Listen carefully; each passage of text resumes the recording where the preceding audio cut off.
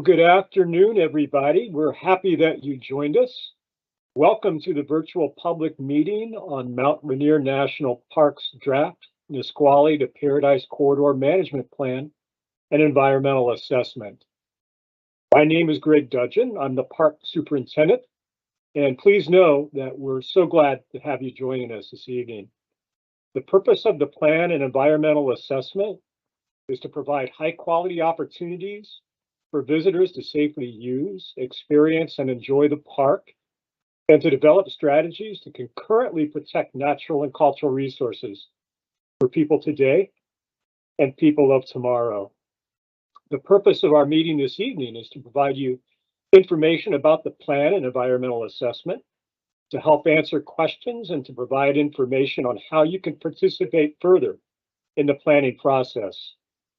To be clear, the National Park Service has not made a final decision, and we are asking for your input to help us make an informed one. The National Park Service may ultimately select any of the alternatives considered in the draft plan and environmental assessment, or we may select a modified alternative based on what we learned through the public comment period. Your ideas, your questions, and your comments, they matter. Thank you for making time to share your perspectives with us. Rachel Collins is the project manager for the plan. Rachel, the microphone is yours. Thanks, Greg. I did want to walk some folks through a couple of logistics for how we're going to be running the meeting tonight before we dive into the presentation. We have about 30 slides, so about 30 minutes worth of content that we want to be sharing with folks as we go through this to kind of get folks oriented to where we've been and where we're going with this process. We are going to have plenty of time for Q&A within this meeting as well. You'll notice there is a Q&A button in here. Feel free to drop questions in as we go throughout the meeting. We're going to be collecting them in the background, kind of organizing them by topic and by theme, and getting back to them. So don't feel like you need to wait till the end of the meeting to submit those questions. You're welcome to submit them anytime, but do know that we will wait and respond to them when we've been through all of the presentation. For those of you who haven't yet joined us for a Teams live event meeting, a couple of logistics I did want to make folks aware of. You do have the ability to pause the event. So there's a pause button. You have the ability to adjust sound of the event, and that's where that button is if you need to orient to it. We do have closed captioning within Teams Live, and so you're welcome to use that closed captioning service that is there as well. We also have live captioning available for this meeting, and we will drop the link to the live captioning service where you can follow along for that into the announcements box. And if you have any other adjustments to your video settings, you can make those there. And then we will have the option for Q&A. So to open and close the Q&A box within your screen, it's up in that top right corner, and that's where you can go ahead and enter in any questions you have. And again, we'll be answering those on the meeting. So you might not see a text response to them. It's because we're collecting them in the background to be able to read them out at the end so everybody can hear them and respond accordingly to them. So with that, I am going to get us into the meat of the presentation and orientation to what we're going to be talking about during the meeting this afternoon. And we'll turn it over to the Deputy Superintendent, Kevin, to walk us through what's going to be in the presentation and get us going. Thanks, Rachel. Hello, everyone. I'm Kevin Skirl. I'm the Deputy Superintendent here at Mount Rainier National Park. We're so glad that we have this opportunity to update you on this ongoing planning effort that started with stakeholder meetings in August of 2019. I'm going to start with a quick introduction and some background on the issues before I pass it back to Rachel Collins and to Terry Tucker, our Planning and Compliance Lead here at Mount Rainier, for additional background and a review of the alternatives. Lastly, we'll have a question and answer session at the end of the presentation, facilitated by Park Ranger Darby Robinson.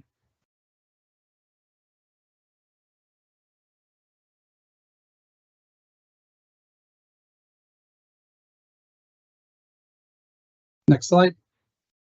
Rachel. Thanks. Before we dive into the issues we're trying to address with this plan, I'd like to start by highlighting the unique role that Mount Rainier National Park serves as part of the national park system of over 400 park units around the country.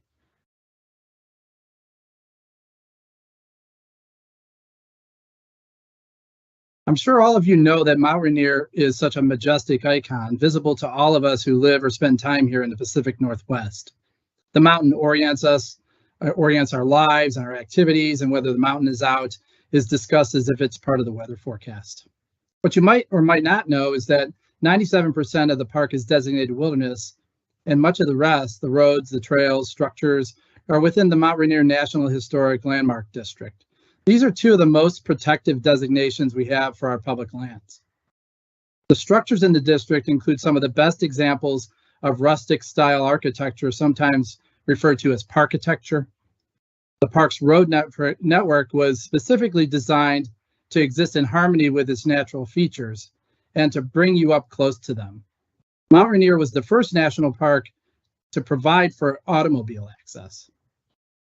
The National Park Service mission not only preserves the awe-inspiring, unique, and important cultural and natural resources at Mount Rainier, but also provides for maintaining access to this landscape and its resources for all of us and for future generations. These principles are the core of our mission and core to every decision we make here at Mount Rainier.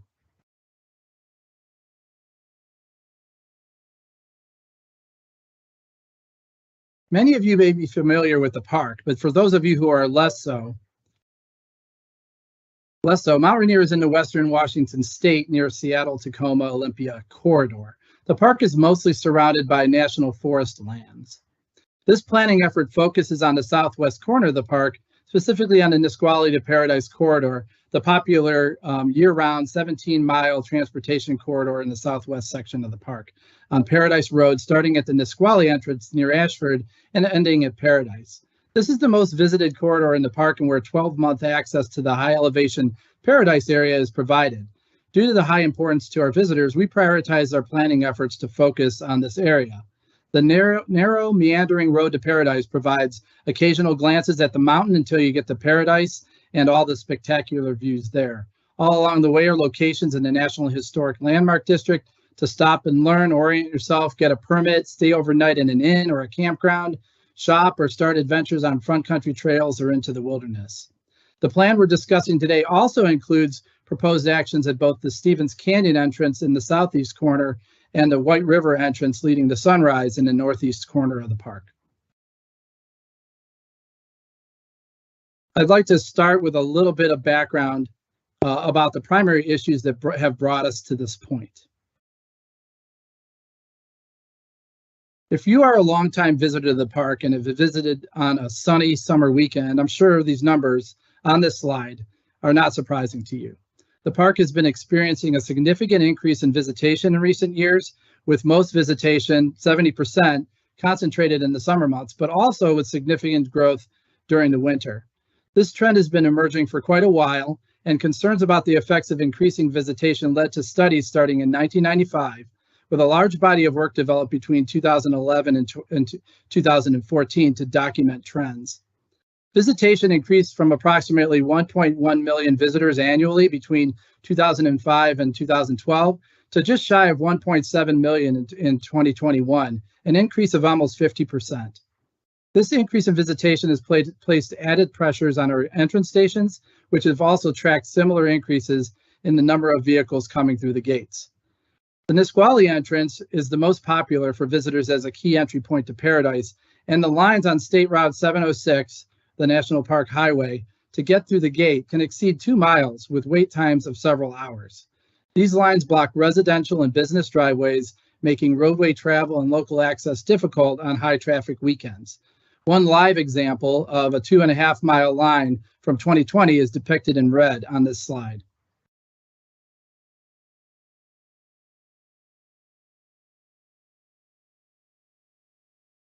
Rachel's going to play a little video here for you, but increasing visitation not only results in long lines at the entrances, but in congestion and overcrowding throughout the corridor. A video by one of our rangers, which is obviously sped up here, is a drive through the Paradise Picnic area from the summer of 2019.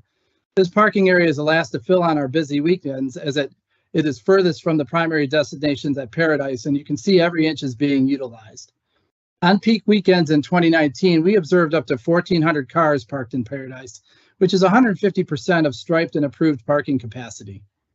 While we've not been seeing these areas parked any tighter, as it's obviously space limiting up there, we are seeing more and more days that are getting up to these levels of maximum parking congestion at Paradise. I'd like to point out that the long-term visitation studies I mentioned earlier are serving as the baseline for this planning process, which has allowed us to move ahead and with turning the analysis, brainstorming, and civic engagement we've had so far into the decision-making process we're currently engaged in. We're well positioned now to move forward, make decisions, and implement remedies.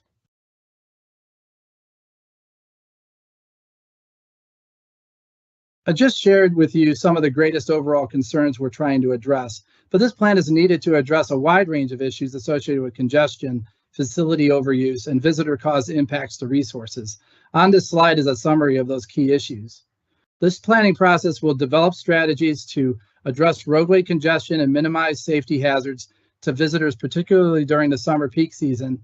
In addition to congestion frequently observed at the Nisqually entrance, high demand for parking at trailheads leads to visitor-created parking along the roadway and safety concerns. It will also help address parking lot congestion and facility overuse on summer weekend days at Paradise and along pullouts along the road. During summer months, there are more cars parked on the Paradise Valley Road than in any designated parking lot. These use levels also impact facilities such as bathrooms, visitor centers, and where high use levels during peak periods result in increased need for maintenance and repairs.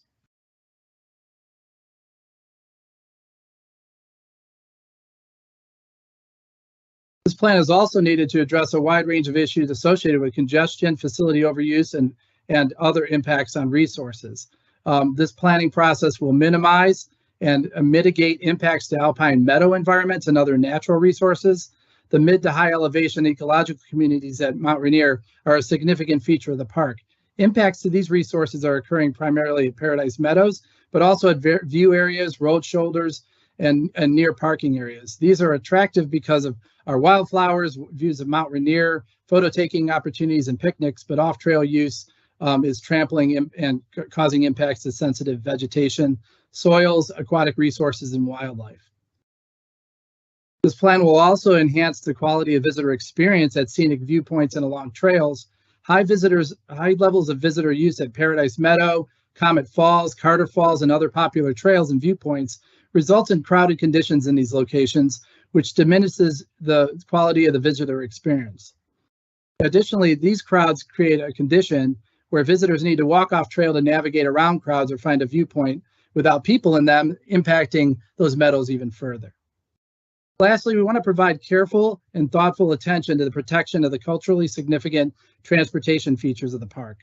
Since these roads in the corridor are part of the National Historic Landmark District, preserving their historic integrity and importance of the roadway systems is crucial to maintaining the historic significance to the park and to the region.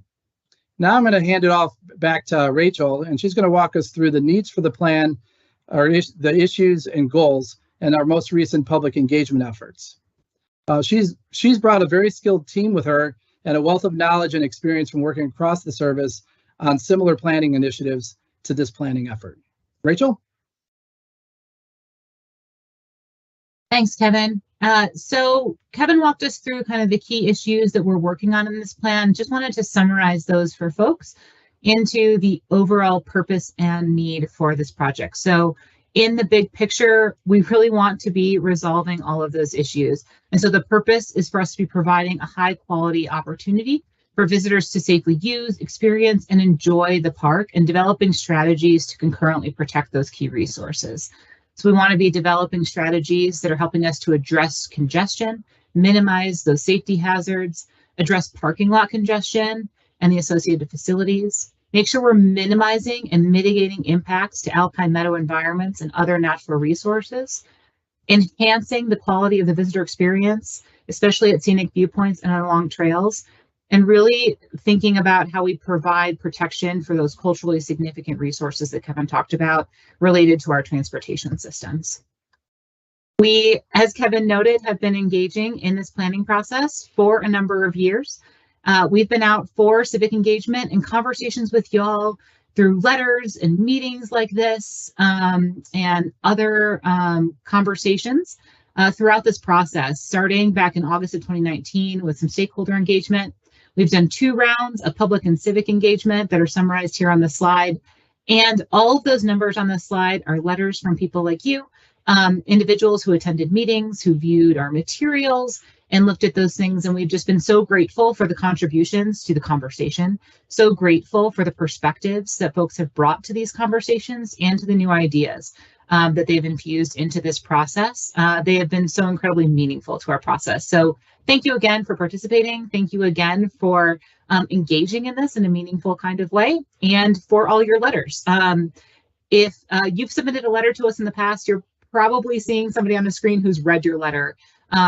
We have been through all of them as a team and really enjoy diving into that correspondence. Did want to quickly summarize some of the things that we've heard in those last 2 rounds of civic engagement. We heard from you all when we talked in 2020 about issues that entrance station queues that lead to long waits to get in are both disruptive to the visitor experience as well as to businesses along Highway 706, that the roadway congestion and parking lot congestion is disruptive to your experience, that the impacts to natural resources are visible, and that we really wanted to work on providing a better visitor experience and addressing that crowding. So the issues that we're trying to address in this process are really clearly connected to the issues that you shared with us about what is interfering with a good visit to Mount Rainier for you. We also talked in 21, 2 summers ago, about what different ideas could we be bringing to bear to be really thinking about and resolving these issues? What are some of the different strategies we could consider? And so you all suggested to us to be looking at entrance station improvements and other facilities, that we should be looking at and evaluating the options for timed entry or reservations to help address some of the crowding and congestion issues. We also heard from y'all the need to identify capacities for certain areas in the park and manage to them. To do some improvements related to trip planning, look at what options we might have for shuttles to reduce the number of cars. And we also heard from you all in that while us taking a really hard look at Paradise was a very good idea and a worthy consideration, that we also needed to be taking a look at Sunrise and making sure that when we're talking about the Nisqually to Paradise corridor, we're understanding that there's a lot of shared visitor use over at Sunrise, and there might be other impacts there. And so folks really encouraging us to take a look at Sunrise and see if some of the solutions we were thinking about for the Paradise area might also be needed for Sunrise. And so that's a comment that we really took to heart, and you can see represented in the planning effort that we're taking forward. So with that summary of where we've been on civic engagement and the issues that we're trying to solve, I'm going to turn it over to the planning lead for the park, Terry Tucker, to talk to us a little bit about what are the alternatives, what makes them up, and what the details are of those before we kind of talk about where we go from here. Great. Thank you, Rachel. And I just, again, want to echo the appreciation that you've heard from folks on this call already for each of you that is taking time to participate in this planning process, and also for those of you who have taken the time to write and submit your comments and your letters. I've been reading them as they've come in each day over the last few days since the plan went out, and really appreciate the thoughtful responses that folks are providing. So let's go ahead and talk a little bit about the alternatives that are considered in the draft plan that's out for public review and comment right now. If we can go to the next slide, we're going to start by just really quickly describing what an alternative is. So for those of you that have been involved in past public planning efforts with federal agencies, you may have involved yourself in something called a NEPA process, National Environmental Policy Act process.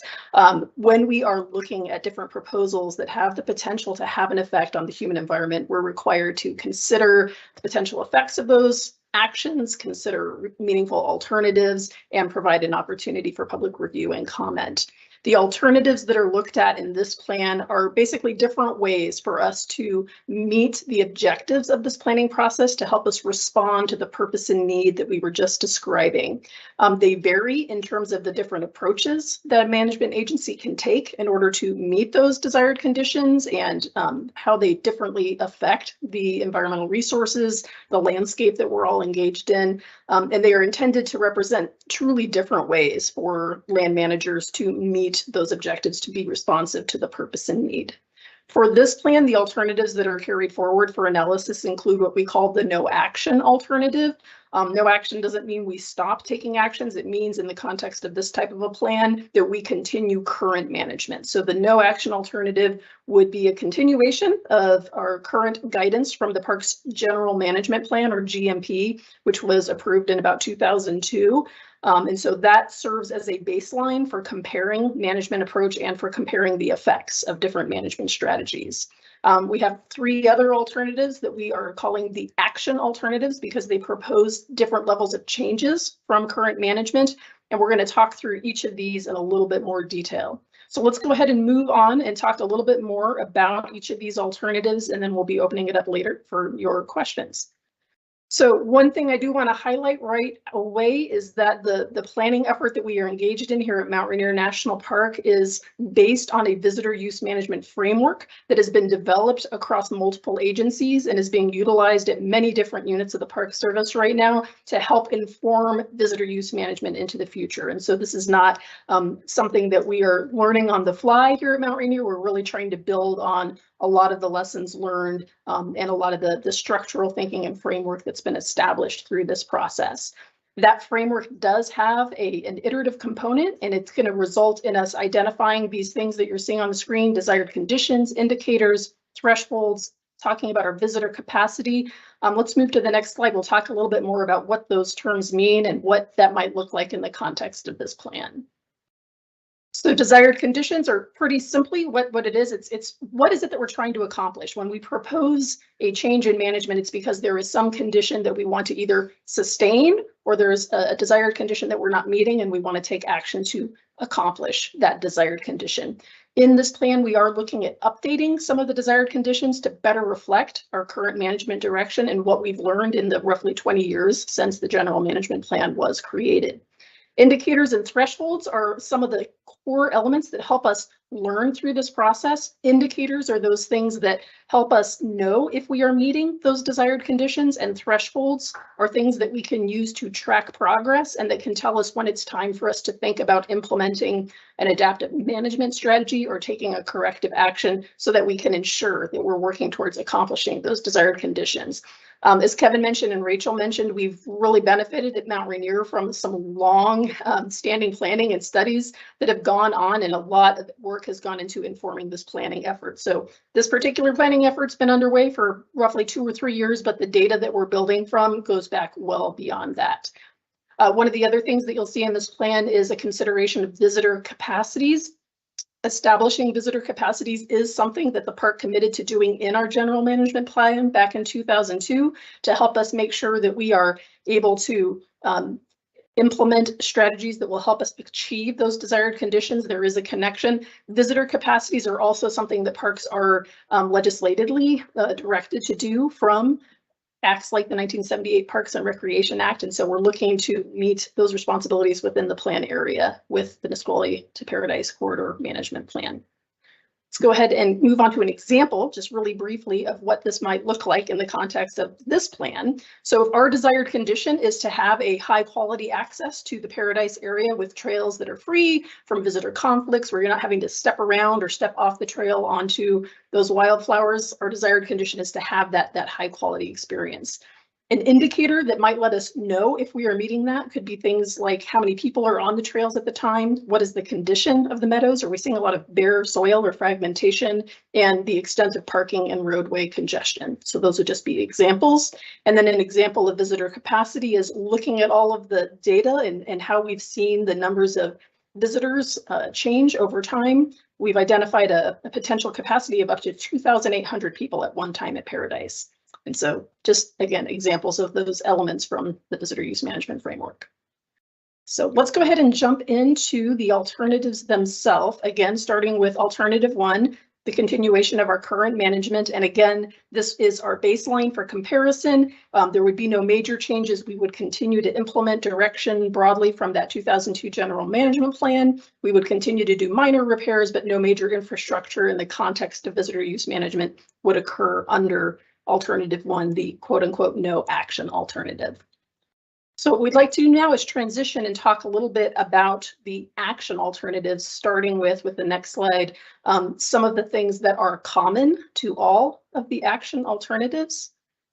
I'll wait for the slides to catch up before I talk further. There we go. All right, so common to all action alternatives. We have things that vary, we have things that are the same. One of the elements that is common to alternatives 2, 3, and 4 is the proposal to include a timed entry reservation system during peak use periods at the White River entrance up to sunrise. And as Rachel, I think, has mentioned, that came to us during our earlier requests for public input during earlier civic engagement periods. It's also something that we realized during our planning and environmental evaluation process, is that as we look to manage the flow of visitors into the Paradise area, there was no way around that having effects in terms of how people were being directed or displaced to go to areas like Sunrise, which is already the second most popular area in the park. And so we determined that it was appropriate to include it in the scope of this plan to mitigate any potential displacement effects from the Paradise area if we were to implement some of the actions that we're talking about in these alternatives. So that's currently under a common to all actions. Additionally, we've talked about the opportunity to improve signage, wayfinding, additional trail connections. Kevin talked a little bit about this as well. We've identified that we have several scenic viewpoints along the Nisqually to Paradise Road that have had a lot of encroaching vegetation come in, where you can no longer see the views that were part of that historic landscape. And so we have some proposals to restore some of those historic vistas and also to improve connectivity at various areas, including trail connections up in the Paradise area proper, as well as additional trail connections from the Cougar Rock picnic area to the Carter Falls trailhead, and also from Cougar Rock up to Comet Falls. So definitely a lot in the common to all alternative section as well, in addition to improved trip planning, trying to, again, continue to use improving technology and outreach to provide visitors with the best and most current travel information to help folks make informed decisions about their trip planning to and through Mount Rainier National Park. The other thing I want to highlight, and this is really important, is this is such a big proposal and range of alternatives we're looking at. Under any of the action alternatives, there's a strong commitment to monitoring and adaptive management. That means we're going to learn through this process with whatever tools we approve to put into the toolbox. And it means that we could adjust as we move forward, frequency, timing, seasonality of any approved reservation systems or other techniques and strategies that we're proposing in this plan. So again, commitment to learning, commitment to adjusting to meet those desired conditions. Let's go ahead and move on to alternative 2, which is the currently identified as the Park Service's preferred alternative. Just want to clarify in case anybody has the perception, preferred alternatives does not mean that that's the selected alternative. We have not made a final choice in this planning process. It is simply an indication of where the park is leaning at this stage prior to public review and comment on the draft plan. So under alternative 2, we would be implementing a timed entry reservation system at the existing park entrance stations at Nisqually, at the Stevens Canyon entrance, and at the White River entrances during peak seasons and peak times. So private vehicles would need a reservation during those time periods to access the areas in the park, and the frequency, timing, and seasonality would be adaptively managed, as we just discussed. So starting in one place as described in the plan and then adjusting as needed. Any of the parking areas that are designated parking would continue to be available on a first come, first served basis. One of the elements of this plan is no additional major infrastructure changes would be required to implement that timed entry system at the corridor level. Let's go ahead and move on to the next slide. Just a couple other thoughts on alternative 2. We would still have an emphasis. Oh, we're on alternative 3. Thank you. I'm going to switch gears a little bit. Under alternative 3, we have a change in where we're proposing to do a timed entry reservation system rather than managing that at the Nisqually and Stevens Canyon entrances. Under alternative 3, we would recommend site level management. And so that means that a reservation would be required for a private vehicle to access the Paradise area, so that Paradise Loop Road, and also at the White River entrance, as we talked about earlier. The most popular lots would be managed through a parking reservation or permit system. Roadside parking in Paradise would be eliminated. That's actually an action that was called out in the general management plan decision in 2002.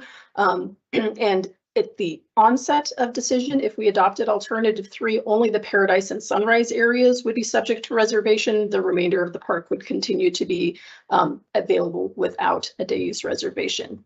Let's go to the next slide, because one of the key elements of alternative 3 is that it would provide a shuttle to allow for access to Paradise for folks who don't have a reservation for their private vehicle.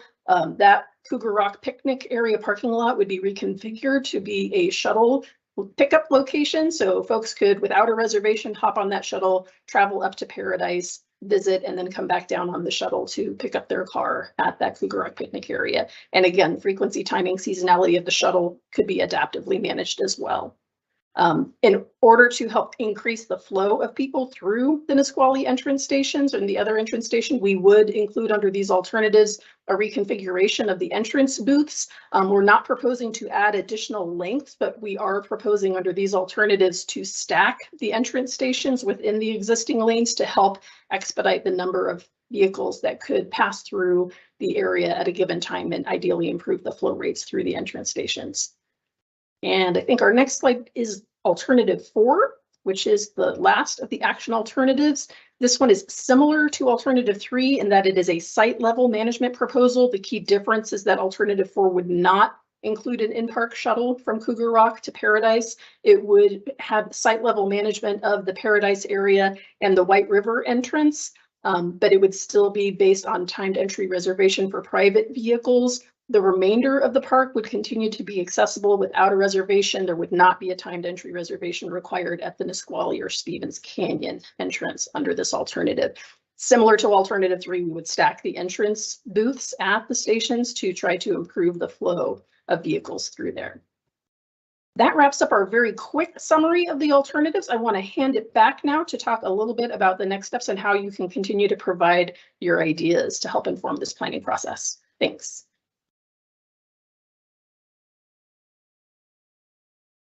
Great, thanks, Terry. So we've just shared with you the results of years of study, planning efforts, and input that you have shared with us in the past about these important issues. But we're not finished collaborating with you. We still need your review and input on this plan before we make any decisions.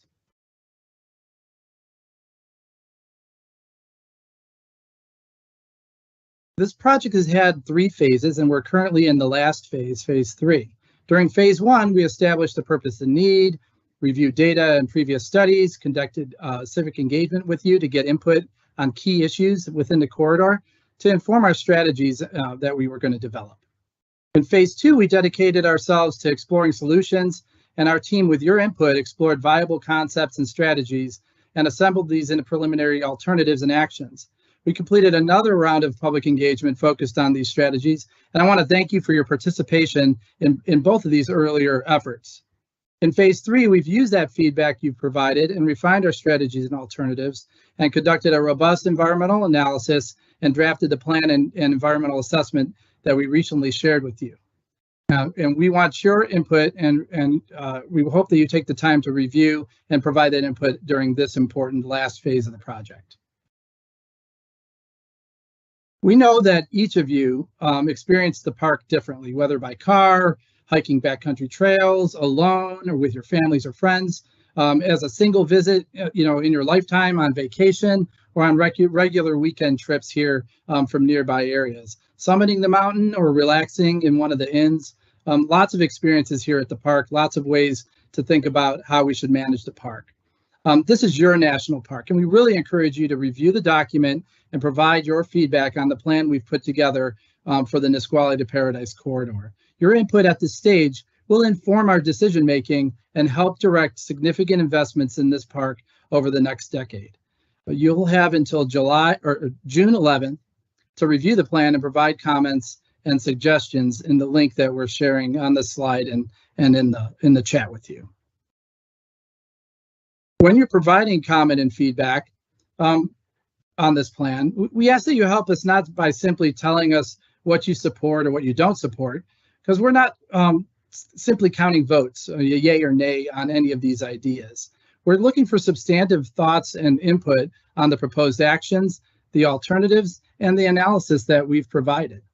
You'll see on this slide a variety of ways you might focus your feedback. You might tell us what you think about the purpose and need for action, the environmental issues and impact topics that we've discussed, the alternatives themselves, including the mitigation measures we provided in the plan to reduce potentially harmful effects of actions we take, the information we used to describe the environment and the consequences of taking action. You don't need to endorse or impose any alternative in its entirety either, as presented. We can still modify, combine, or adapt any of these proposals before a decision is made. And we're going to use your input at this time to help us do that. Your comments are welcome on any aspect of the plan. You should feel free to suggest new ideas or recommend switching components between alternatives. All of those things are on the table to consider. We've got a knowledgeable team here today assembled with us to help answer your questions and provide additional information that might help you provide robust feedback on the plan we've discussed. Please note that we're not recording your comments today.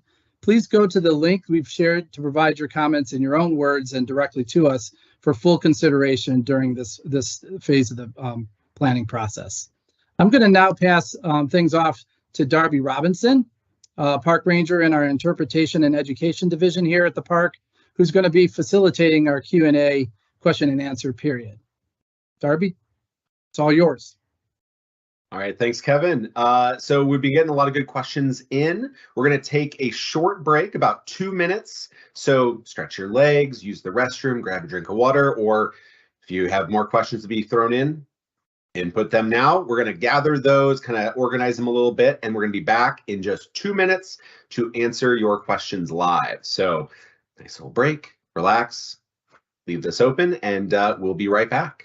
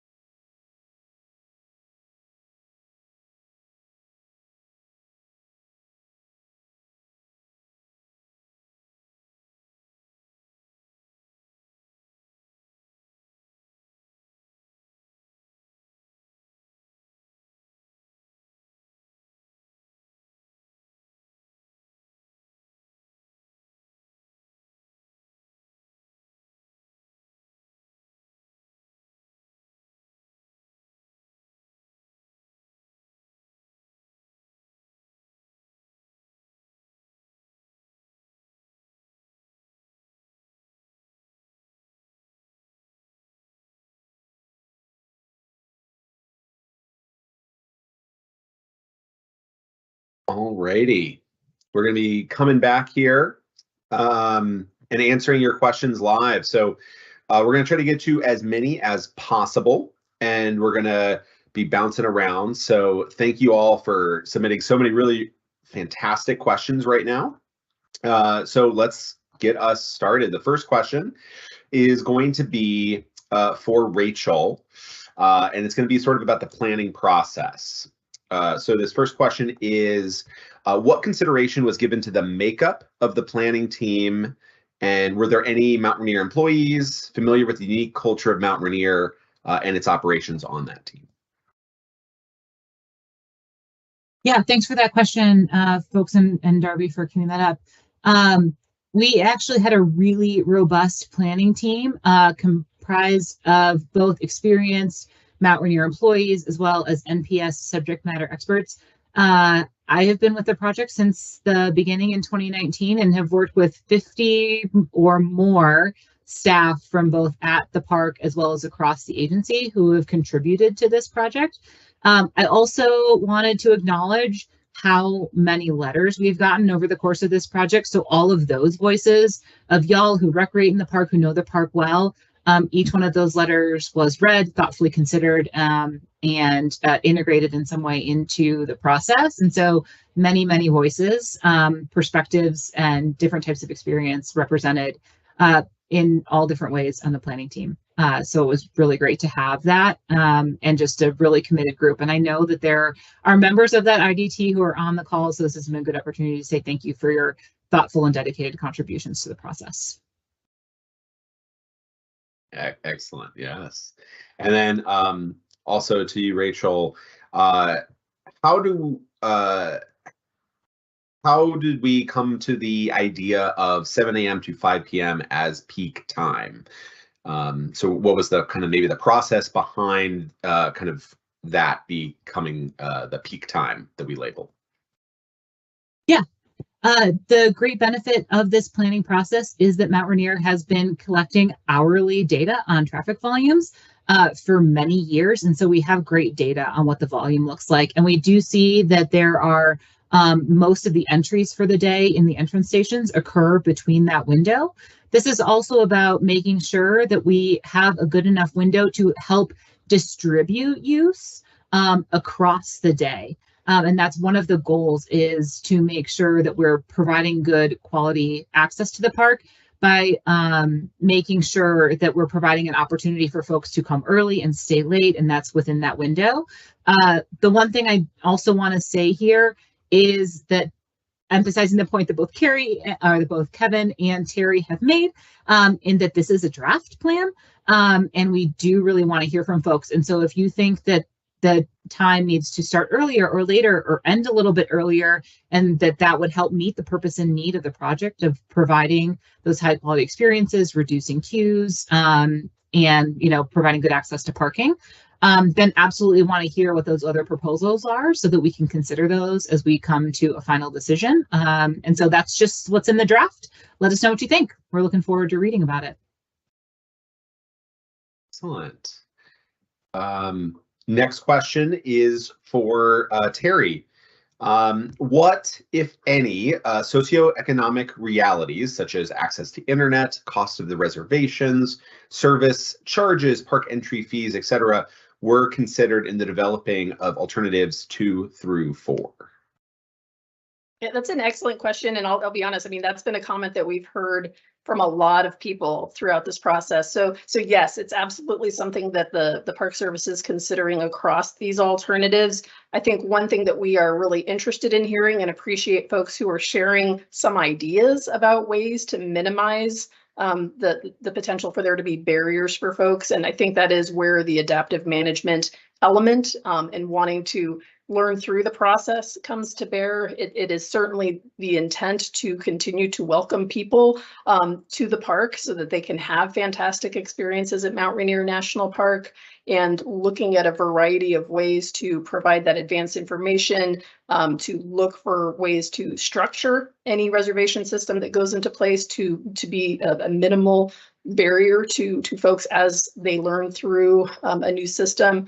Those are all things that we are taking a very hard look at. And definitely welcome others on the planning team to add to that as they'd like.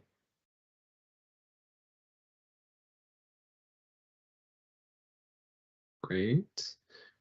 And then I guess we have a few questions that came in about like potential costs, which kind of relates to that. How much, I guess, this is still early phases we're kind of developing, but a lot of questions relate to how much will these permits cost to be able to get the timed entry.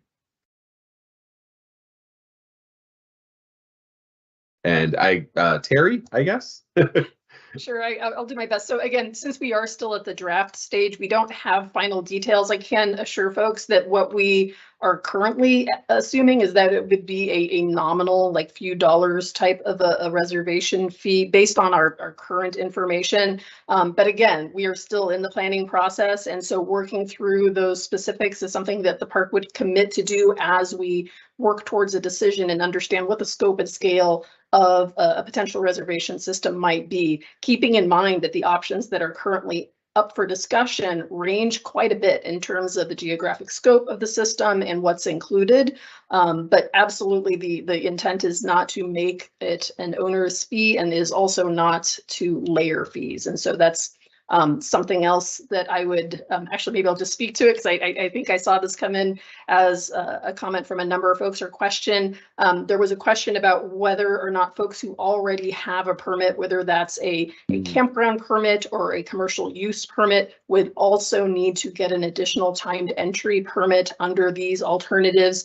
And it is not our intent, should one of these reservation systems be put into place, that it would be an additional step. So if somebody already has an existing permit, it would count as a timed entry permit under our proposal. So I hope that helps. Excellent, yeah. And it's kind of related to that, but would that also extend to lodge guests or things like that?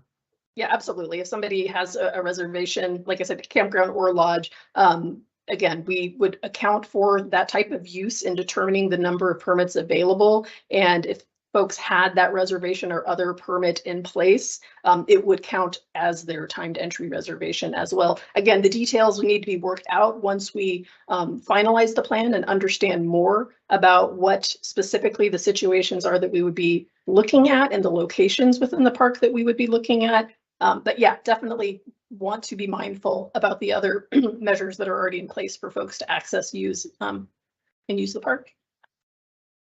Excellent. Wow, thank you.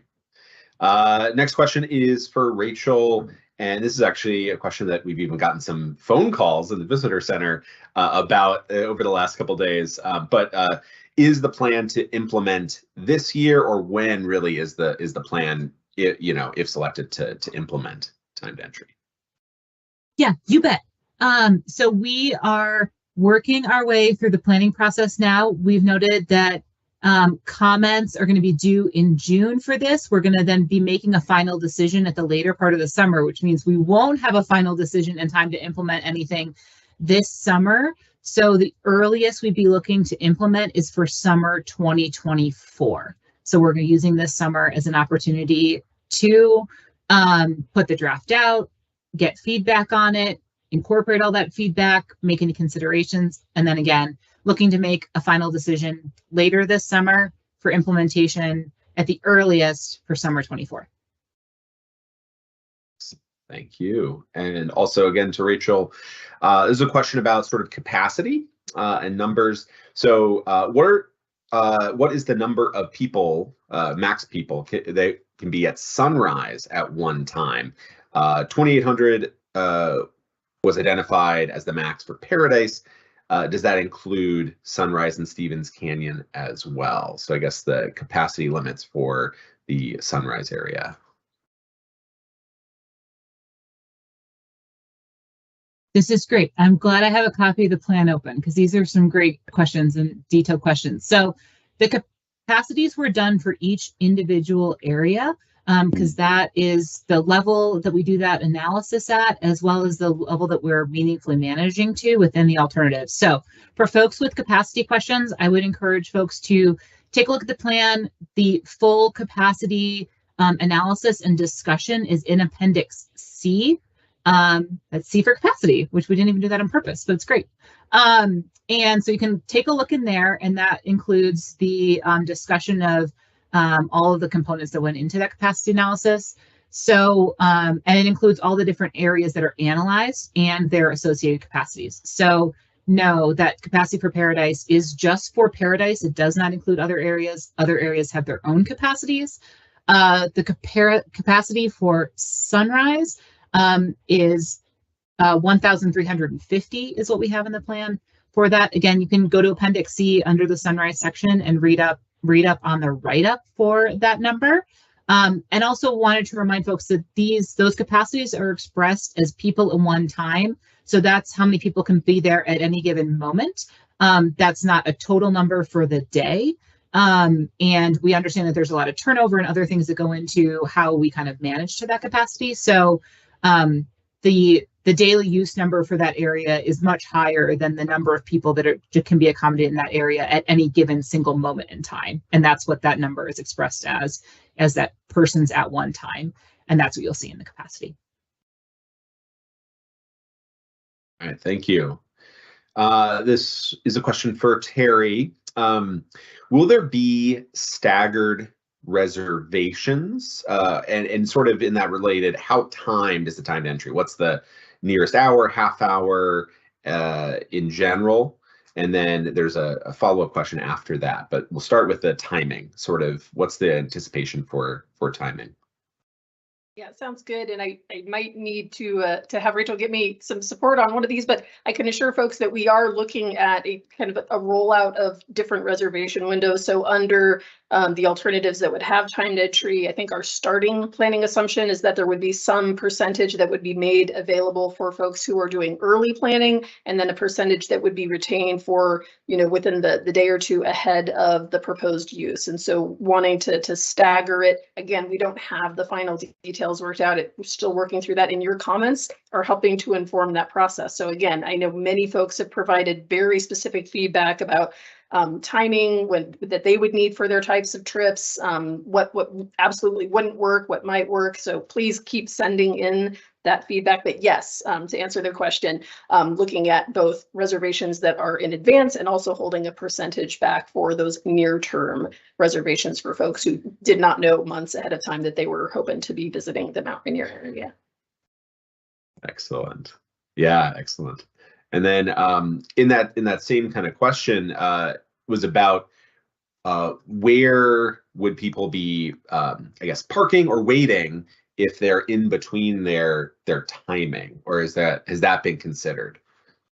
It's something that we are considering. And again, I think we heard from a number of folks, particularly folks that live in the communities right outside of the park, both expressing interest and concern about whether or not folks would be spending more time in those areas. The timed entry concept is not meant to get folks down to such a small window of time that, like, oh, you missed your 15 minutes, now you're out of luck. And so again, this is where we're really benefiting from having members of the planning team who've worked with other parks who are ahead of us in terms of piloting some of these tools to get a better sense of what kind of a window might work well for Mount Rainier. Many folks who've written in provided comments that are saying, like, hey, folks are driving sometimes from hours, they're driving through traffic, please keep in mind what that window looks like and where folks should be. And so yes, we are thinking about it. No, we don't have a final answer, and your comments are helping to inform that for us. So please keep them coming. Appreciate it.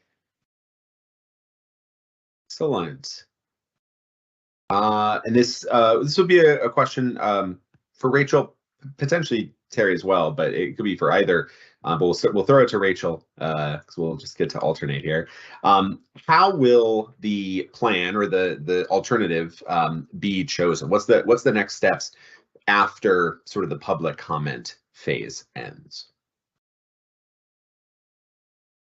The immediate next steps after the public comment ends is that we go through a comment analysis process. And so we read every letter and by an actual person. So we don't do any kind of computer coding or anything like that. Regardless of how many letters we get, I hope we get a lot. But we go through and we code those, and we look for comments and suggestions that folks would like to see us consider, or key questions that folks have. And we compile all of those together. And then we get back together as a planning team to consider all of those ideas, anything else that we've learned throughout the process, and put together what we call the final alternative. And as Kevin said earlier, that might be one of the alternatives that's presented in the draft. It also very well could be a combination of different ideas that are presented in different alternatives. And so if y'all have thoughts about, I really like this idea, but in combination with this other idea from C, in combination with this other idea from alternative D, that's great. That's super helpful feedback, because what we put together is that final package, and then work that through our internal decision-making process within the agency, and hopefully then get a notice out for folks later this summer about what the selected action is for implementation. Terry, other thoughts you might want to add on that as far as next steps and what to expect next? No, I think that's a great answer. Yeah, we're taking a hard look at the feedback that we receive and using that information to refine what would ultimately become a selected action to support that decision-making process. We are also consulting with other agencies on our proposed plan, including we did consultation with the State Historic Preservation Office, with the United States Fish and Wildlife Service, with tribes. And so that entire process is helping to inform the decision that will ultimately be made, ideally this summer. Great. These are great questions. Yeah, these are fantastic, really varied. So this is really very helpful. Thank you, everybody. Next question is sort of about the shuttles. And I think we'll throw it to Rachel on this one. With the potential shuttles, would there be an additional fee for these shuttle buses, or would that be sort of covered in the timed entry part of it? That is a great question. I don't know that we have a conclusive answer to that just yet. There is a cost associated with us establishing a new shuttle system and standing that up. Whether that would be funded by the timed entry reservations fee or some other kind of transportation fee that's a part of the park entrance pass, or some other fund source, is still TBD. I can't think of another example in the service where we have a shuttle bus we pay for, unless it's a reserved shuttle bus. It's like a tour. So still TBD about what that would look like. There are costs associated with implementing that. Again, similar to the other questions about fees, the goal of it would be to make sure that those systems are self-sustaining, not to generate revenue for necessarily other things. And so the fees, we would keep them pretty low, if need be, somewhere in like the single dollar range, if that needed to be the case, but it's not yet decided. Excellent. Next question is for Terry. And this is sort of a kind of, I guess, again, sort of part of the logistical part. Would people be able to access the park to Ohanapakash and Longmire, but just not up to Paradise without one of these timed entry permits, or would it be something for entrance to the park itself? Yeah, no, excellent question. It varies by alternative, which areas and which trailheads would be subject to that timed entry reservation. And so under alternative 2, any of the trailheads that are accessed beyond one of the formal park entrance stations. So again, that's the Nisqually entrance near Ashford, the Stevens Canyon entrance that's more towards the Packwood side, or the White River entrance that leads to Sunrise. Any of the trails beyond those entrance stations under alternative 2 would be subject to the timed entry reservation. Under alternatives 3 and 4, only those that are past the White River entrance station would be subject to timed entry, or the areas that are within that Paradise Loop Road. So again, heading up from the turnoff from the Nisqually Road, where you can either go to Stevens Canyon or head up to Paradise. It goes up and then you end up on the Valley Road. That loop would be subject to a timed entry reservation under alternatives 3 and 4. The other trails, so coming in at the, Grove of the Patriarchs on the Ohana side, Box Canyon under alternatives 3 and 4, those areas would not be subject to a timed entry reservation, nor would the trailheads that are accessed from other roads in the park that are not behind an entrance gate. So roads along the 123 corridor out to Carbon River, those areas. Excellent, excellent. Another sort of logistical question. So this one might be something that relates to different plans, but I think we'll throw it to Rachel on this one. How do you plan on basically not wasting reservations if somebody does not show up? How does basically no shows work, and is there maybe other parks that have gone to a similar thing? Is that used as a reference for us in terms of if there's a bunch of people that reserved a spot, didn't show up, does that affect other people being able to get in, or is that basically how do no shows for the reservation timed entry work? Ooh, that's a really detailed and nuanced question. I love it. And I love how much people are reading the plan, even though it's only been out for a week, to be able to ask those detailed questions. This is a great group of people. Okay, so for reservations, the goal is to be really maximizing the ability for people to use these areas while also addressing some of these issues. So we want to be mitigating any of the gate queues, as well as having a reasonable expectation for people to be able to find parking either at or near the resources they're going to. So that's the goal. We know that there are going to be a bunch of factors that go into how many reservations can we sell in each bucket or for each timing window to make sure that we're achieving those goals. And that also might change over time. So things like turnover are going to affect that. So that's another thing we've put in there. And I don't think we've talked about in this meeting yet that it's an entry time. There's no fixed time that you can be there. You can stay as long as you want. So we've got to be monitoring those kinds of things. How long are people staying? Things like how many campgrounds are going to be there and hotel reservations and those kinds of things that are included. And then no shows is something else that we're going to be wanting to monitor over time. What we've learned from these systems at other units is that there is a no-show rate that comes into this, and that percentage is pretty stable over time, at least so far over the last couple of years for the other larger units that have stood up systems like this. So we're borrowing some information from them, learning from them as we get going. And so some of those systems have kind of sold a percentage more than they actually have room for, accounting for that no-show rate over time.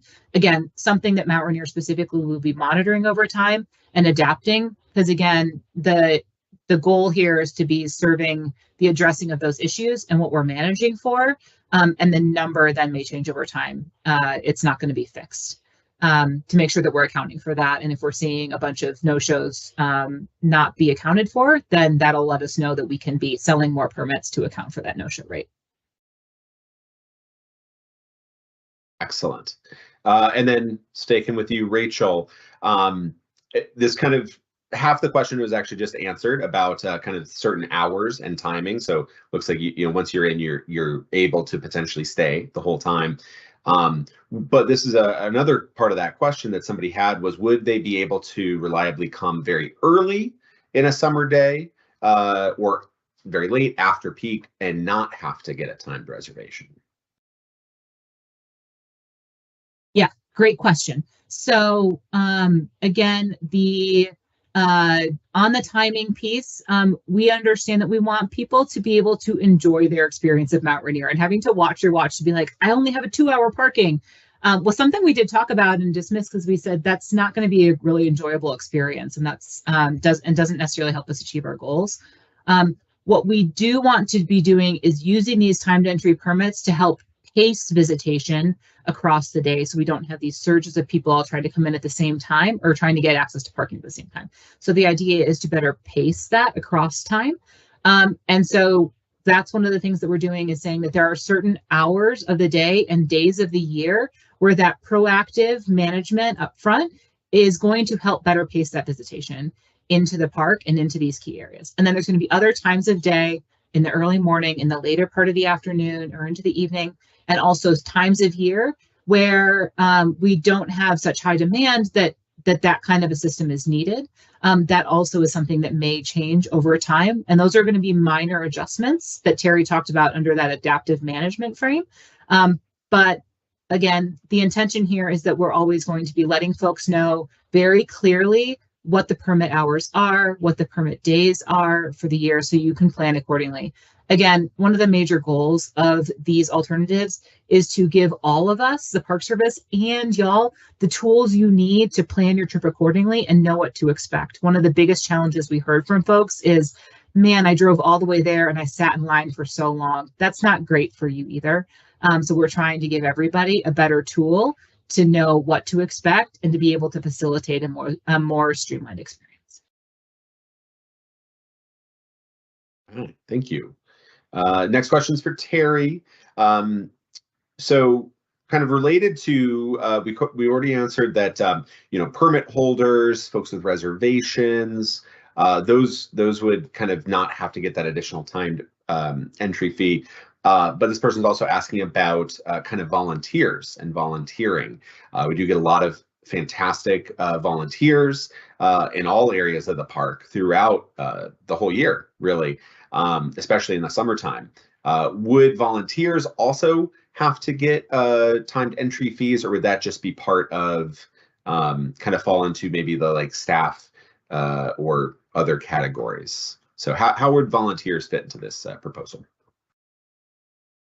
Yeah, so my understanding, and again, just so we're clear, so we do have a number of folks that are actually sign up as volunteers. And when folks have a volunteer agreement and they are working in a formal capacity as a volunteer with the National Park Service, we would consider that to be they are accessing the park similar to an employee because they are doing work on behalf of the agency within an actual agreement that's established in advance. So no, I mean, if somebody is signed up and they are working with a member of the National Park Service in a formal capacity as a volunteer, it is not the intent to have those individuals also have to get a timed entry reservation to fulfill their volunteer agreement. So definitely value our volunteers, and we would not be able to do the things we do. Volunteers at Mount Rainier National Park do an amazing job and very much add to what could be accomplished just with full-time park staff. So yeah, thank you, volunteers. And I think some of you are on this call, and yeah, we hear you and we thank you. And yes, we want you to continue to participate. Strong seconded. Absolutely. And then also to Terry, a lot of questions kind of relating to kind of building more, potentially more parking, wider roads, more, access points. So why not just build more to accommodate more modern use? Yeah, that is a fair question. And I think Kevin might have spoken to this a little bit. First of all, under some of the alternatives, there are proposals to do some additional building, again, additional trail connections to help distribute use in the park, looking at ways that we could distribute where folks are recreating differently. Certainly under the alternatives that would include a shuttle concept, there would be some additional reconfiguration and building in the Cougar Rock area.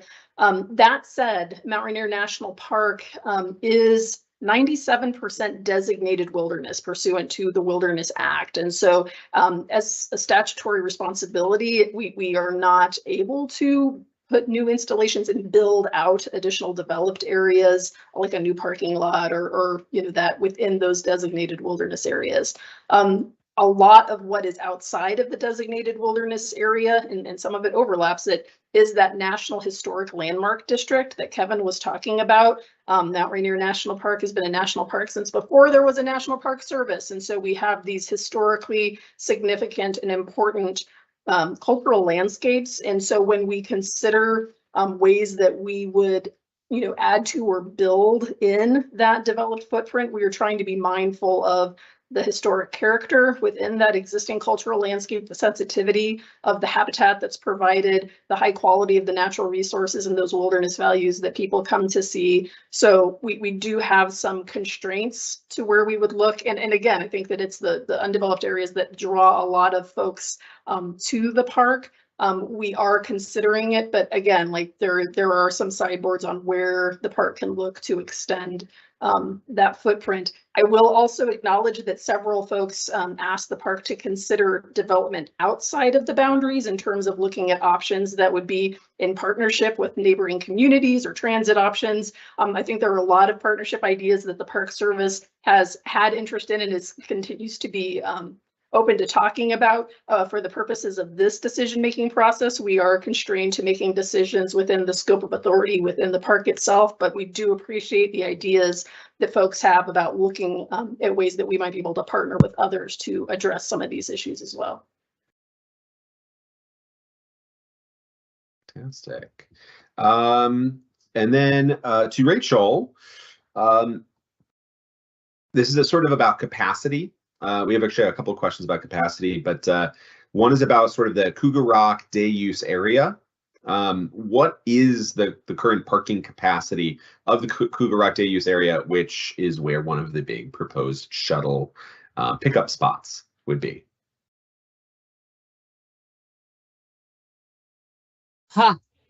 Okay, I'm just checking my notes. We have under alternative 3, the Cougar Rock picnic area would be developed to include about 100 parking spaces, and this would serve as the parking area for that shuttle between Cougar Rock and the Paradise area. And so there's, yeah, about 100 parking spaces that would be there and available for use for that purpose. Excellent. And then bumping up the road from Cougar Rock up to Paradise, do we have a number of like basically how many people in one day are at like a peak August day at Paradise in terms of parking and just humans? A lot of humans. I don't know that we've calculated that number of how many people access Paradise in a given day. What I can say is based when we were kind of looking at the diagnostics of the magnitude of these issues, we did find that there are some days and a lot of days in the summer, most weekend days actually, where Paradise parking capacity is like at 150% of striped spaces or higher than that, which is letting us know like that's a lot of parking. And then we heard feedback from folks that they were like on those days that restroom lines are really long, trails are really crowded. It gets hard to pass on trails on those types of days. You know, it gets hard to talk to someone like Darby at a visitor center desk because the lines get really long in some of those other facilities. And that's the kind of condition that we have. So again, we haven't necessarily done that to get to that how many people in a day given the turnover that's up there, but we do have a lot of traffic data for Paradise that lets us know that there are a lot of days where we're looking at like 150% of striped spaces that are parked or higher in some of those areas. And that's why we also want to show that video of a lot of that roadside parking that we saw in Paradise Picnic in that earlier video is not authorized parking. That's visitor created parking in that area. Okay. Yes, it is. If anybody's been up there, it's a lot. The answer is a lot. All right. So this next question is a really interesting question relating to basically changing weather conditions. And so this could be Terry, or even if Kevin wants to jump in on this one. How does changing weather conditions and climate change on Mount Rainier, how was those impacts taken into consideration for the timed entry reservations?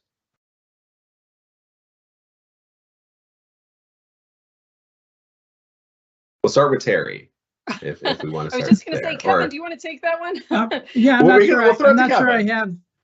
not sure I have an answer to that question. I think when we're thinking about like the reservation windows that we're going to offer, we're going to have to develop a strategy that adapts to the realities. So we know that once we start implementing this action, we are going to learn from what we start with and trying to adapt to make sure that we are providing the kind of service and access that we intend with this plan. We're not necessarily certain how to exactly start that from the beginning, but we will learn, and we built that adaptive management strategy into the plan. That includes adapting to changing climate, changing weather conditions, thinking about what the changing weather conditions might mean to folks who are trying to plan a visit here. And so we'll take those into consideration as we develop those implementation plans. But I just want to share that a lot of those details are going to be worked out once we make a selection regarding an alternative and we start developing the implementation plans we'll have in place. This is Rachel. I'll jump in to add too that we have the intention to do both long-term and short-term pass sales. So that short-term could be 48 hours before, it could be day before. And so we'd set aside a set of permits for those kind of short-term notice visits. And so I'd be super curious to see from y'all in the correspondence, what does short-term mean for you? Would you need 48 hours? Would that be an ideal window to make those, shorter term things? Is a day before, more palatable, that you'd rather make the decision like the night before and have those releases come out then? Because those are the kinds of things that could change over time, and also that, we could dial in on to be more specific. I think the other thing too is that at any point, like with the number of permits, if they don't sell out, they just stay in the inventory, or if they're returned into the system, they are available there. So there are places I have gotten some permits day of for some of these other systems. They're not for 9 o'clock in the morning, they're sometimes for 2 o'clock in the afternoon, but sometimes you can, if there's permits available in the system, they're available for purchase up until the time of that. And that's kind of how the systems have been working to date. Excellent. And just wanted to make sure everybody is aware too, as we answer more of your questions, which are fantastic. There's so many fantastic questions coming in. A lot of them folks are having similar kind of wavelengths and asking similar questions. So if we don't answer your specific question, we will try to get to as many as possible. Might be rolled into somebody else's question, but this Q&A will be posted on I believe the PEPC website after, PEPC website after. Is that correct, Rachel? Yes, we are collecting these questions and updating our FAQs. And when we post the recording of this meeting, we'll also post a set of FAQs. So for folks who weren't able to join us on the meeting and they don't want to listen to the Q&A or be able to review the FAQs at the same time, we'll post those both on PEPC. And I'm sure one of my colleagues in the chat will help y'all with that link, because the PEPC, the park planning website has a long URL, so I won't say it. I'll let them post it. Yeah. Excellent. Yes. Okay, so this is another interesting question, and we had a few that kind of related to maybe kind of the fees part of it. So I guess I'll go to you, Rachel. Where would these entry fees go? Would that be to Mount Rainier specifically, to the National Park Service, to a private company? Kind of how would the collection of that fees go? I'm assuming that folks are asking about the fee associated with the reservation, making a timed entry reservation or another reservation. Entry there, because there's two parts of that. You pay a park entrance fee, Correct. And that fee goes to the National Park Service. We do have some companies that help us administer these systems, and so then there is a processing fee associated with administering the system, by which we post reservations and the information associated with them and sell them and send you that email associated with it. And so that goes to the contract that we have to help us maintain that system. And that currently is with rec.gov. That could be a different system into the future. No decisions have been made about what the provider will be to administer the permit system. Some of them are on rec.gov, but not all of them are. Okay, excellent. And this is a question maybe for Terry. Tour buses and maybe kind of folks with commercial use permits, things like that. How would external private partners and commercial use operations and tour buses. How would that work in the timed entry proposal system? I want to make sure I am understanding the question correctly, but if we're talking about folks that have some existing business arrangement with the National Park Service, they have some type of an existing concession or a permit. As we mentioned earlier, if we proceed with a timed entry reservation system, we would account for some of those that would be available for anyone that has an existing permit, whether that's a commercial permit or a campground reservation or a reservation at the lodge or a special use permit. Those uses would not then need an additional timed entry permit on top of that. Again, the specific details are going to depend on, what ultimately gets approved in a final plan. But yes, that's something that would be taken into consideration going forward. We did look at the plan at making sure that there is a good mix of uses available. We don't want to favor or disproportionately affect one user group over another in terms of permitted and non-permitted uses. But yeah, we're not going to ask folks to layer their permits to enter the park under those alternatives. Rachel, anything that you'd add on that one, or? Yeah, that sounds great.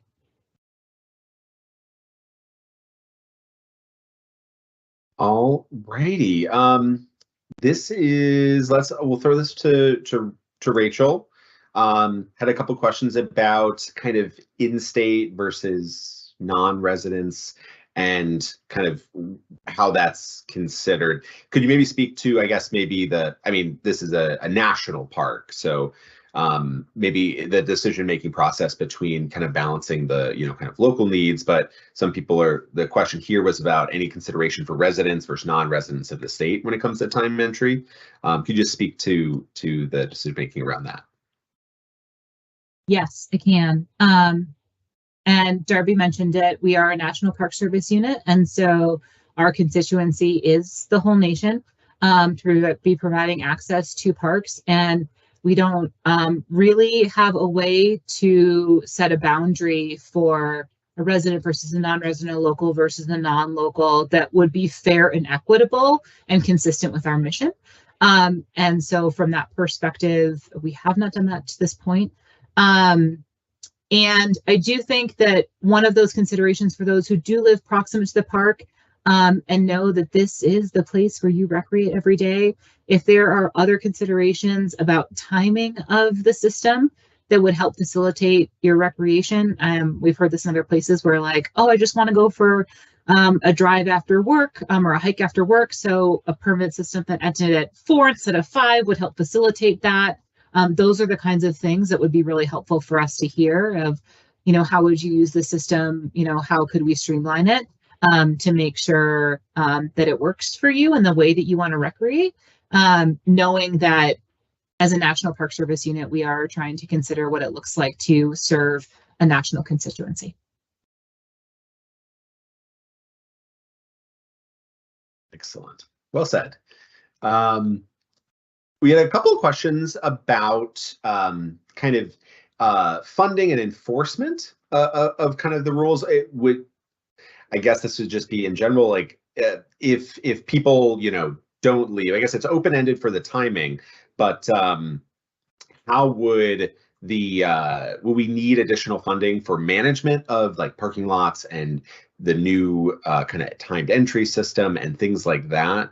How would that be additional staff needed to manage and enforce the timed entry?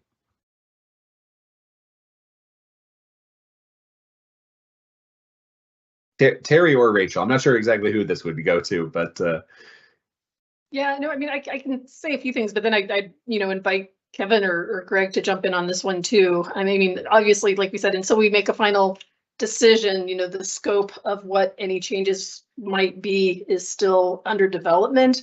But certainly some of the alternatives would have different operational needs than current operations do. But Kevin, I really feel like this is something you or Greg might want to speak to. Do you want to jump in at all on that one? Sure. Yeah, I think that you're correct. Depending on what we select we will have a variety of different actions that, to move forward. And some of those are related to implementation of timed entry or parking reservations, if that's part of the decision. But it also will need to implement and conduct ongoing monitoring of our indicators and thresholds to help direct adaptive management in the future. And so we will have to redirect resources that we have and perhaps seek additional resources to implement various parts of any of these alternatives. And so, it's important to consider that once we make a decision, we'll have to develop an implementation plan. We'll have to staff ourselves and reorganize our current staff, and perhaps seek other funding to implement other actions like parking improvements or new trails to implement various elements of an alternative. And that is not going to happen on day one, and it will take some time to roll out. And so we'll have to see exactly what our final decision is and what actions we can take in the near term and what actions we'll need additional resources to implement later. Excellent. And so we have some specific questions about some of the alternatives. So this is a question about alternative 3, and this will be for Terry. If there are capacity limits at Paradise, how many additional visitors do you expect to serve with the shuttle system? Yeah, that's a great question. I think we actually do have these numbers in the plan, but I don't have them memorized right now. But yes, the capacities for the Paradise area do vary a little bit between the alternatives based on the ability to deliver folks on the shuttle.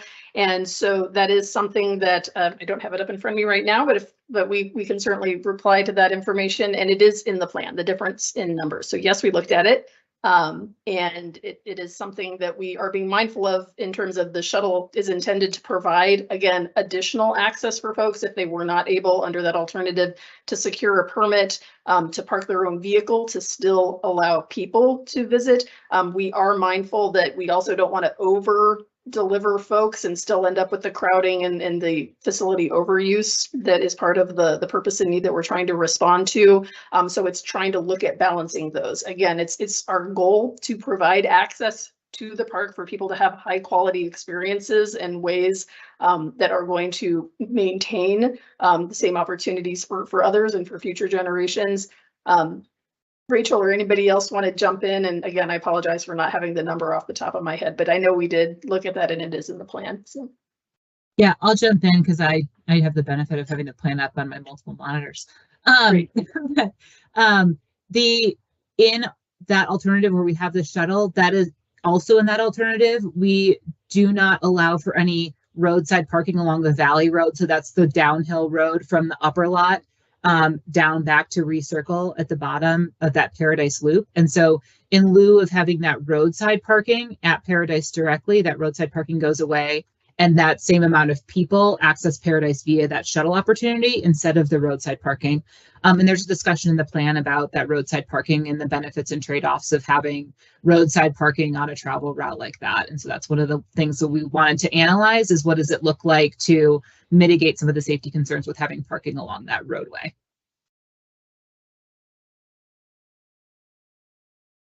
Excellent. All right, I think we have time for one more question before we wrap up. Again, we will make sure that if you did not get your question answered, which there's been a lot of them in there, we will have an opportunity. I think we're going to post some information in the chat for an email that you can send your question to, and otherwise, if you respond with your email, we'll try to get back to you as well. So that'll be posted in the chat, so look for that. One more question here that we'll answer live is about alternative number 2. This will be for Rachel. Under alternative 2, would there be restrictions / difficulties someone who is creating a trip itinerary to visit both Paradise and Sunrise on the same day? Would you need a unique timed entry reservation for both Paradise and Sunrise, or would it be under the same reservation? Ooh, great question. So as currently written, they are separate systems that would function independently. So you would need separate reservations for those two different areas. Based on some of the preliminary data and analysis that we saw, that when we looked at travel patterns, we saw that those are mostly independent systems, that they don't necessarily share a lot of visitor use, but it sounds like from this meeting that they might. So if that's one of those things that folks are thinking, like, you know, having the option to do a Sunrise and Paradise, to be able to do both under one permit, is something that would be really helpful for your trip, and you could let us know how frequently you would use that and what that looks like. Those would be great comments to have to help us get a better understanding of what that looks like for your trip. And again, the questions here, where should people go if they really want their feedback to be counted in for this plan? These are great questions to answer to get sort of more information, but if you want your feedback heard, Rachel, where do they need to go? Yes, if you have thoughts, comments, suggestions, considerations that you'd like us to take into consideration as we go forward in developing the final plan, please put that into parkplanning.nps.gov. My colleagues are posting that into the chat. Most of you also got that link via email. It's also been on social media to be able to find that link, so you don't have to memorize it. In there is the place to provide your comments, and those go directly into our records. And they're great ways to have us, because then we have your thoughts in writing to be able to make sure that we're accurately capturing them. If you have an outstanding question that we weren't able to get to, I think folks have been putting into the chat that leave us your email address. We'll do our best to get back to you.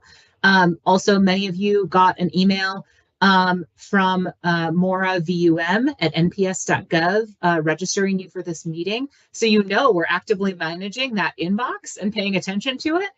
Even during this meeting, some of you guys got emails from that inbox. If you have outstanding questions, you're welcome to send that to that inbox and someone will get back to you. Excellent. Again, outstanding questions to the email box, comments into the park planning portal. Yes, very, very important, because clearly everyone is very passionate and we love it. And this is super important. And we thank you, and we want to make sure that those get recorded. Excellent. Thank you, everybody, for participating. I'm going to throw it over to our superintendent, Greg Dudgeon, for some closing words. Take it away, Greg. Thank you, Darby. And clearly we have a lot of subject matter expertise, both in terms of the planners and the staff, but also in terms of the stakeholders and the folks that have been participating in the conversation today, asking their questions and providing some of the information that we've been seeing in Pepsi, and we'll be looking forward to reading and responding to further. You know, I'm really struck again by how when I first arrived here and started looking more into this subject, how these deep conversations began many, many years ago, and to see where we have progressed together, and realizing and hoping that the folks that are part of this conversation today realize that we all know special places don't stay special by accident, and it takes careful, thoughtful planning, which is what this process is about. It's about smart implementation, which of course is one of those very next steps, but equally important is the adaptive processes and practices that will take place as we see, learn, and together discover more. And so please know again that your inputs are so important as we look at what are the alternatives to make sure that we can continue to provide the exceptional experiences and inspire the personal connections that Mount Rainier has done for so long. And we want to protect that again and provide those kinds of opportunities for people today and for the people of tomorrow. So we'll get there together. We probably won't get right to the absolute correct or the best approaches immediately, but we will adapt, we will learn, and we will do our best to, again, make sure that the Mount Rainier National Park experience is one that people will continue to enjoy in perpetuity. So thank you for your interest, thank you for your involvement, and thank you for your passion. We look forward to seeing and reading your comments to come. Thanks, everybody. Have a good night.